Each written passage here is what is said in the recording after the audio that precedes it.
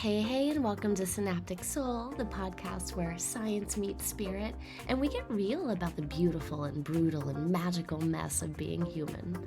I'm your host, Ava Marie Anderson, writer, mystic, multidimensional mischief maker. Quick disclaimer, you may hear the occasional snort, sigh, dramatic flop from my two French bulldogs, Rocky and Rambo. They're the soundtracks of my life, my soul companions, and honestly, the real stars of the show.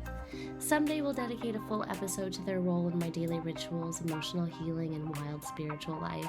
But for now, just know that they're always close by, snoring their support. Let's dive in. Okay, let's start here. You are not cursed. There is no angry ancestor haunting your love life. There's no evil eye from that chick in high school who's still bitter about something. And Mercury retrograde is not single-handedly responsible for your emotional dumpster fire. What is happening, though, is you might just be hexing yourself, and not like in a dancing naked under the blood moon with a cauldron kind of way, though respect if that's your thing, and maybe send an invite next time. But I'm talking about the quiet, consistent, insidious ways that we block our own blessings. The, self-inflicted sabotage that's so normalized that we don't even see it. Like you light your manifestation candle with one hand and then you text your ex with the other.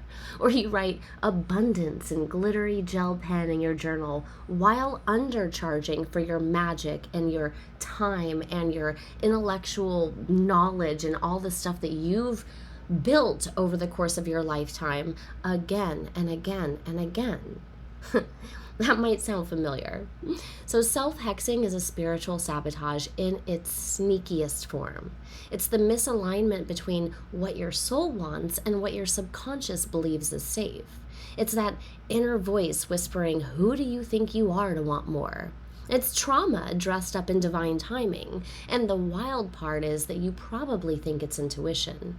But let's pause there, because we need to be real about the difference between intuition and unconscious programming. Intuition says, this doesn't feel aligned, let's pivot. Programming says, you're not worthy of this, better sabotage it before it works. One is rooted in wisdom and the other in fear, but both show up in your body, and without a regulated nervous system or some level of self-awareness, it is easy to confuse the two, especially when we slap a spiritual label on it. It's that gut feeling that you have. It might be intuition, but it might also be your abandonment wound having a panic attack, and let's not get them twisted. But now here's the kicker. Most of us aren't even aware that we're doing it. And that's why it's so effective. Like, you're not actively waking up like, well, I think I'm going to ruin my life today. No. It's more like you ghost the opportunity that felt too big. Or you procrastinate just long enough to miss the deadline. Or you keep calling in unavailable partners because your inner child equates love with inconsistency. And then you say, well, maybe it just wasn't meant for me. But let me tell you, baby, it was. You just hexed yourself with fear. Again. But let's take the shame out of this, shall we? You're not broken. You are just brilliantly adaptive. You self-sabotage it's basically like a protection strategy. It's your body doing the absolute most to keep you within the boundaries of what it knows, even if what it knows is chaos and disappointment and lack. The ego doesn't want happy. The ego wants familiar, and familiar often feels like a struggle, especially if you've spent years or generations surviving instead of thriving. Like, you didn't invent this pattern. You inherited it from your caregivers, from your culture, from the collective trauma that we all swim in like fish that don't know they're in water. And if your nervous system was marinated in scarcity and inconsistency or conditional love, then of course it's going to flinch at the idea of stability or success. And that's not a curse. That's epigenetics and neuroplasticity and quantum entanglement all doing the most in the background of your daily life. So, what does it mean to hex yourself? It means staying small because expansion feels dangerous. It means speaking affirmations with your mouth while your energy says, I don't believe a word of this. It means being so good at reading energy that you accidentally become a psychic mirror for your own worst fears. And then here's the most savage part. You're probably incredibly gifted. Most self-hexers are. We're the sensitive ones, the intuitive ones, the healers and the empaths and the witches and the wounded warriors. We've mastered the art of feeling everything but our own enoughness. But that's why we're here. To unlearn, to unhex, to call our power back from every timeline where we betrayed ourselves just to be safe or to be loved or to be acceptable. And we start by owning it. Like, I might be the one blocking my own light, not because I'm flawed, but because I've been taught and trained and trauma bonded into thinking that safety means staying stuck. So, let's reframe the spell, yeah? What if you're not cursed? You're just, I don't know, cocooned. What if the loop that you're in isn't punishment, but protection? And only until your system feels ready to hold more joy and more love and more truth. This episode is that sacred shakeup, the loving slap from your higher self, the gentle reminder that spiritual sabotage isn't failure, it's actually feedback. And the moment you see it clearly, you're no longer trapped by it. And that's the real magic, not avoiding the curse, but recognizing that you've had the wand all along.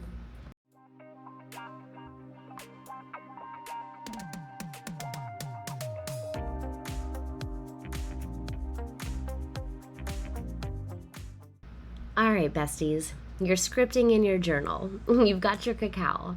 You've said your affirmations 33 times in a British accent because that TikTok witch said it activates the subconscious. And yet still nothing.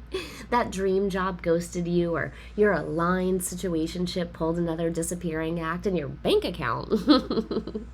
Well, let's just say it's giving less abundance and more overdraft. So what gives? Like, did the universe lose your manifestation order? Or is your Saturn return just out for blood? Or, plot twist, is your own nervous system blocking the damn delivery? Let's break this down. At the core of every self-sabotage pattern is a beautifully wired, terrified little system inside of you that is trying to protect you from danger, and not real danger, but perceived threat. And in the body, expansion often registers as threat. Why? Because the body doesn't differentiate between I'm being chased by a lion and I'm about to launch a course that could change my life. It only knows that this feels unfamiliar and that this feels big, and big isn't always safe. And your brain, especially the primitive parts like the amygdala, is designed for survival and not success. Like, it is scanning for threats 24/7. And if you've spent a good portion of your life in trauma and chaos or unpredictability, then your nervous system has been marinated in cortisol and adrenaline and chronic hypervigilance. Like, even the idea of peace might feel sus. And that's why calm people weird you out. That's why you pick up on the emotionally unavailable one again. Like, you don't want the heartbreak, but your brain's like, yes, chaos. We know how to survive this. And don't even get me started on the subconscious mind. Like, that's the real MVP behind the scenes. Like, your subconscious is 95% of your mental activity. It is the code beneath the interface. You can be consciously manifesting 6-figure months and soulmate love, but if your subconscious script still says, I'm not safe being seen, or I'm not worthy of being chosen, or money makes people leave, then guess what?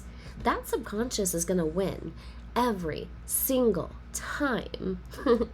But let's spice it up with some epigenetics, because ancestors have entered the chat. Studies show that trauma leaves chemical tags on our DNA, meaning your fear of visibility might not even be yours. It could be your grandma's survival instinct whispering, don't shine too bright, it's not safe. And if she was punished or exiled or harmed for being too much or too outspoken or too, magical, then that gets encoded and passed down. And this isn't just spiritual inheritance, it is biological. And if we're not aware of it, we keep the cycle going, like mistaking the inherited fear for intuition.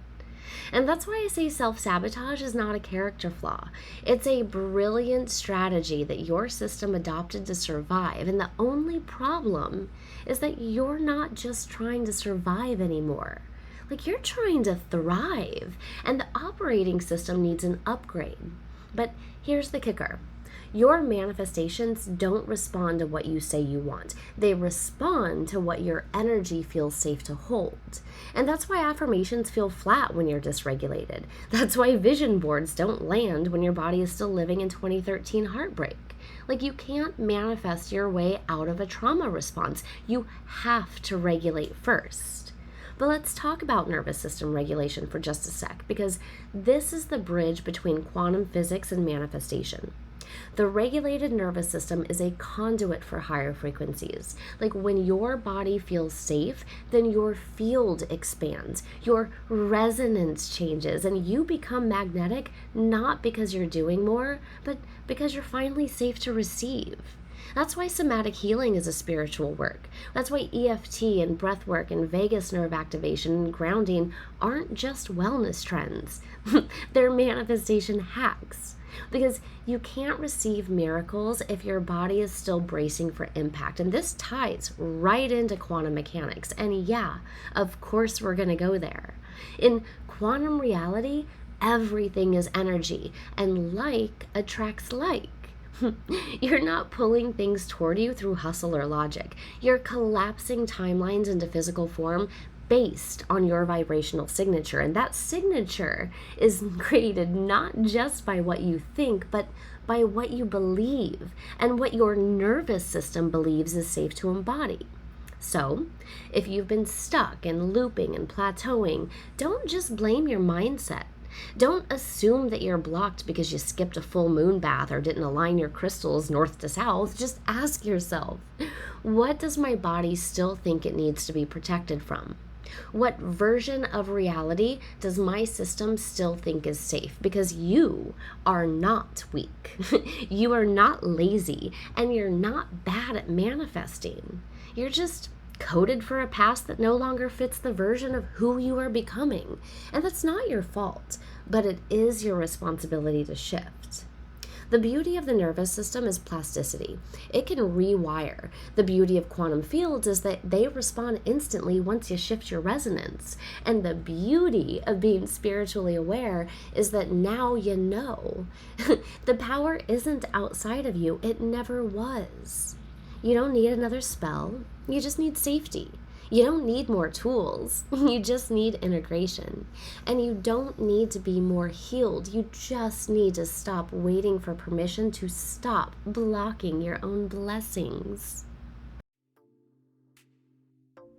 This episode is brought to you in part by one of my most favorite humans on this spinning planet, Morgan Garza, and her book Soul Magic. If you've ever felt like your power was just waiting beneath the surface, or like there's something ancient and electric inside of you ready to be reclaimed, then this is the book that helps you remember. Soul Magic is not just a read, it is a summoning. It's filled with rituals and stories and the kind of grounded spiritual wisdom that doesn't talk at you, it talks with you. Morgan writes like a soul sister, a cosmic cheerleader, and a priestess all rolled into one. And it's a must-have for anyone on the path of awakening, reclaiming. So grab your copy at morgangarza.com or wherever books are sold, or bless someone else's journey and gift it, because real magic's meant to be shared. That's Soul Magic by Morgan Garza. You'll feel it in your bones. Let's talk about comfort zones. Not the kind where you're sipping lavender tea and reading Eckhart Tolle in like some Himalayan salt bath. I'm talking about the kind of comfort zone that feels like emotional quicksand, but still feels, familiar. Like chaos, or like meh, like home. This is where we face one of the most inconvenient truths of the spiritual path. Pain can feel safer than peace if pain is what you grew up with.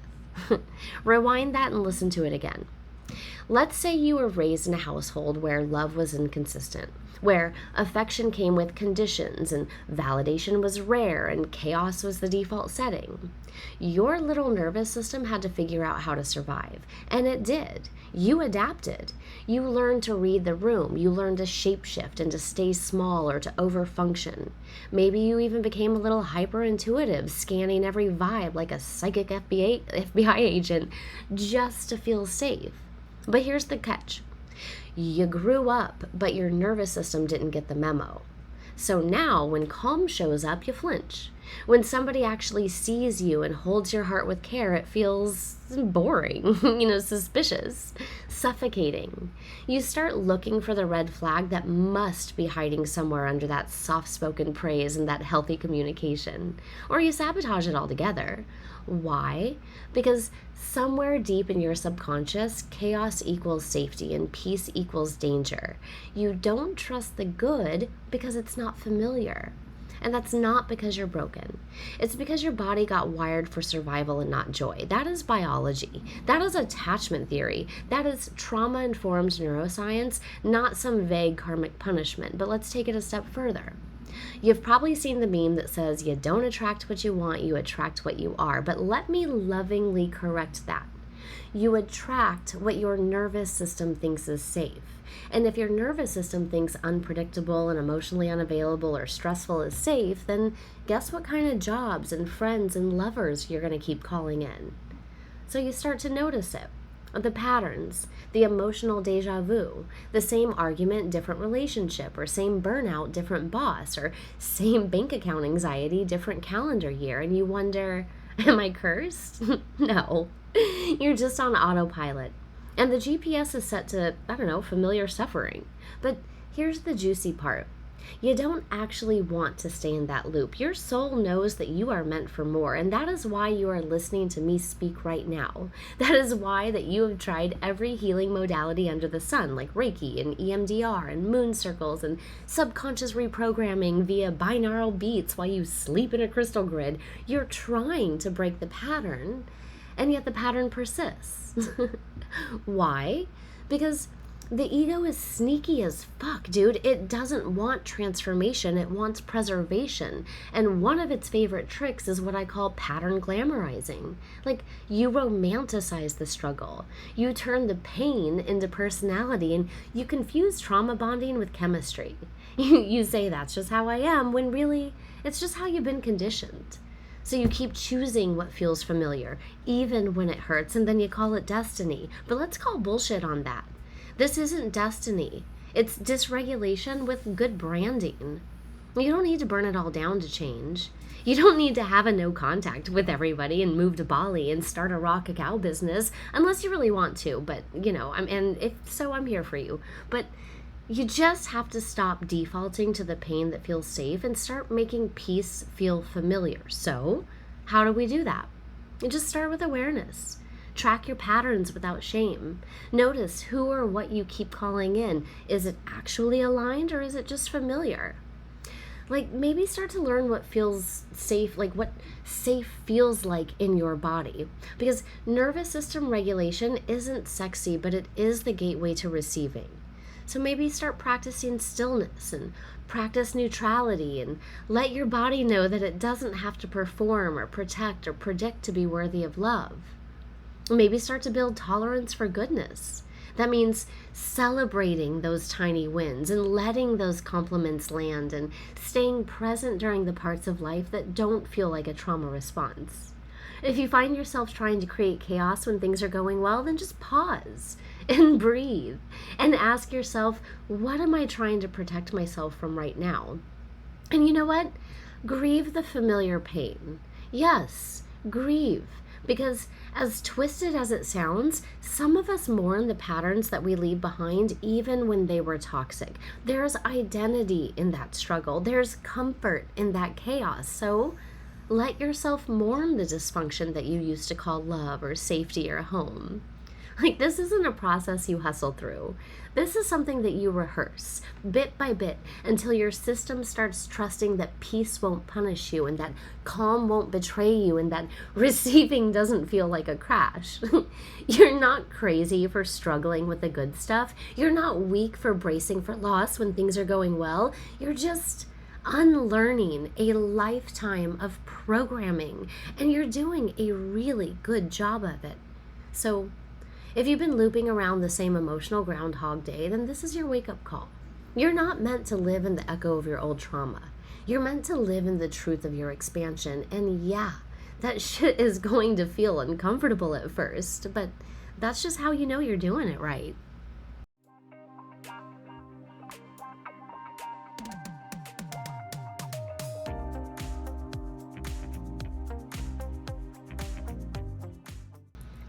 All right, let me just say this with love and maybe just a little side eye.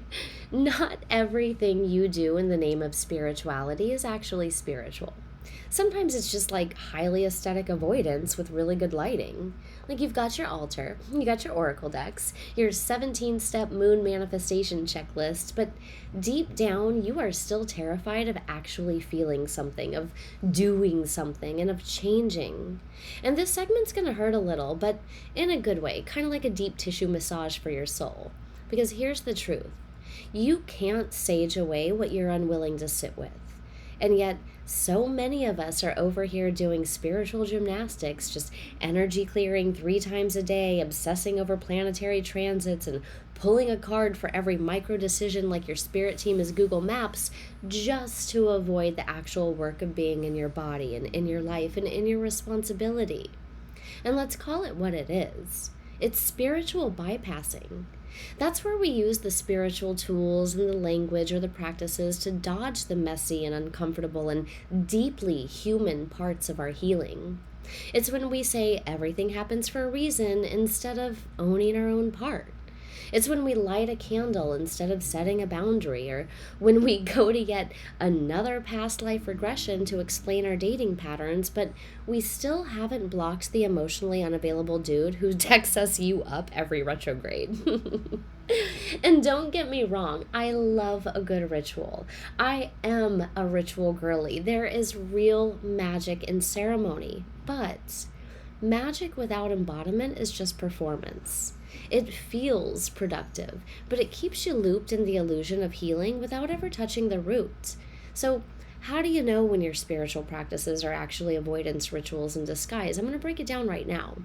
So, red flag number 1: you're addicted to clearing. Like, you're constantly smudging and cutting cords and throwing salt and banishing energy, but somehow your field still feels heavy. Why? Because you're not clearing the actual source.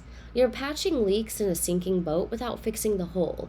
And if you have to cleanse your energy every day just to function, my babe, something bigger is at play. And it's probably boundaries, probably avoidance, and probably a fear of feeling your own emotional truth. All right, so red flag number 2: you never integrate, you just consume. Like you're always in a course, you're always reading another book, you're always in another ceremony, and yet nothing sticks. You know all the buzzwords, you've got all the certifications, but when it comes to actually showing up and setting the boundary and raising the rate and quitting the job, you freeze. And that's not growth. That's spiritual intellectualism. And integration is messy. It happens in real time. It is felt, not studied. Red flag number 3: you can't make a decision without pulling a card. And look, I love a tarot moment. But if you're treating your deck like it's a magic 8-ball and not a mirror for your own intuition, then you're outsourcing your power. Spiritual tools are supposed to reflect your truth, not replace your authority. And if you can't hear your own yes or no without a pendulum, then you're not connected to your guides. You're codependent on them. Red flag number 4: you use the spiritual lingo to justify emotional repression. You're not surrendering, you're dissociating. You're not trusting divine timing, you're avoiding making a goddamn decision. You're not transcending duality, you are gaslighting yourself out of having a human experience. Shadow work isn't about erasing emotion, it is about embracing it.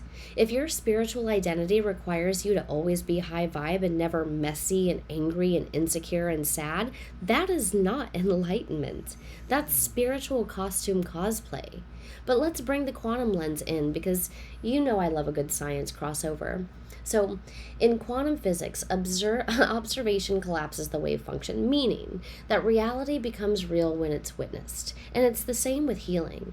If you are not witnessing your own truth, if you are not feeling it and owning it and integrating it, then you're not creating a new timeline. You're just looping in a spiritual simulation of safety that keeps you floating, but never really landing. And floating feels spiritual, but grounding is what actually changes your life.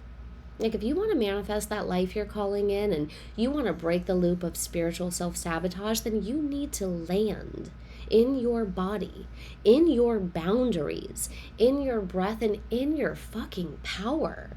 Like, let your practices become portals, not prisons. And let your tools support your expansion, not sedate your intuition. And let your healing be real and raw and human and messy and holy. Like, all of it. Because here's the truth. The universe isn't grading you on how many sound baths you attend or how many crystals you have in your bra. It is responding to your vibration, and your vibration does not lie. You can trick your followers. You can trick your tarot deck. You can even trick yourself for a little while, but the quantum field, it sees the real you. And it's patiently waiting for you to stop pretending and stop bypassing and start embodying the life that you've been asking for. This episode is supported in part by Sage App, aka the app that's basically a metaphysical multivitamin. It's like having a spiritual sanctuary in your pocket minus the incense smoke in your purse. It's also where I host my new moon manifestation clubs, which, if you know, you know, we go deep. So if you're ready to stop doom scrolling and start soul scrolling, download Sage in the App Store or Google Play and then step into a more intentional, magical version of your day. That's SAGED, like Sage, but with an app. Back to the episode.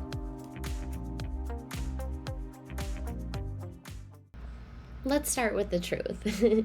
You don't need another full moon ritual. You don't need to clear your chakras again, and you sure as shit don't need to do a 21-day abundance challenge with your third eye taped open. What you actually need is self-devotion, like real and gritty, moment-to-moment self-devotion, the kind that doesn't always look sexy on Instagram, but the kind that says, I will not abandon myself just because expansion feels foreign. Because the antidote to spiritual self-sabotage isn't more effort. It's deeper embodiment.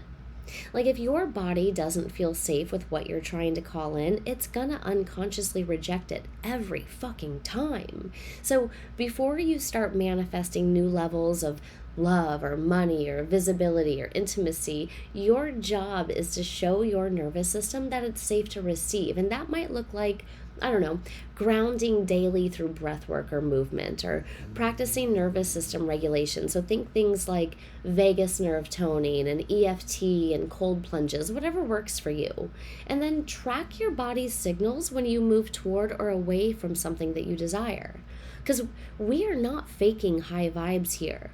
We are making the body ready to hold more. Like, you can't out-affirm a core belief that says you're not enough. You're just going to burn yourself out in a loop of performative positivity. But what actually shifts your reality is subconscious alignment. And that means doing that inner child work. Like, letting the part of you who felt unworthy finally be seen. And maybe even add in some hypnotherapy or deep meditative reprogramming. Like, speaking directly to the part of the brain that runs the damn show. And maybe mirror work, and not just for vanity, but for visibility. Like, looking into your own eyes and saying, I love you, and I trust you, and I've got you. You don't need to prove that you're worthy anymore. You just need to believe it, and then embody that belief in how that you show up. And then forget about the shame-based stick to the schedule or your never ascend vibe. Like, what we're cultivating here is devotion. And devotion is soft but consistent. It says, I choose myself again today, and I'll sit with the discomfort without abandoning myself, and I will make time to hear my soul, even if it whispers and even if I'm scared.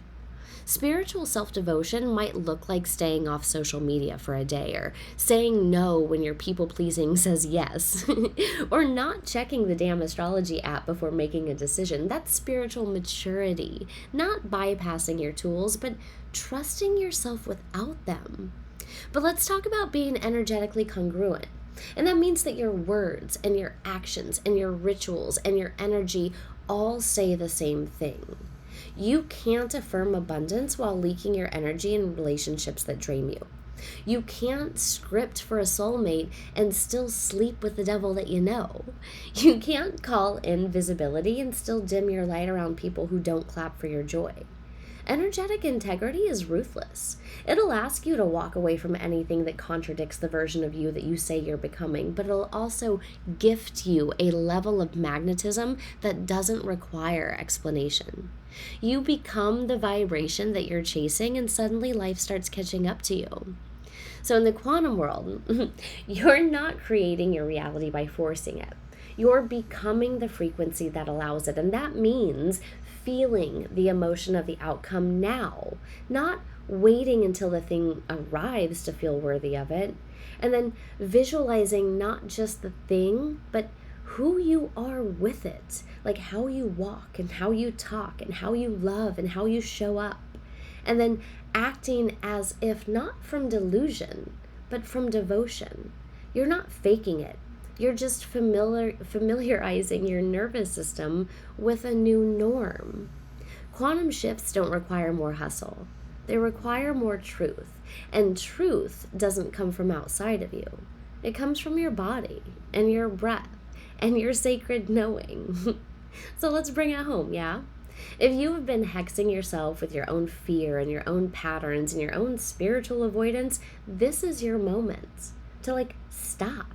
To shift and to choose again, and not from a place of guilt and not from a place of fixing, but from the deepest place of love that you can find inside of yourself, because you are not broken, you are not blocked, you are not behind. You're just remembering and rewiring and returning to the frequency of your own truth, and you don't need to earn your healing.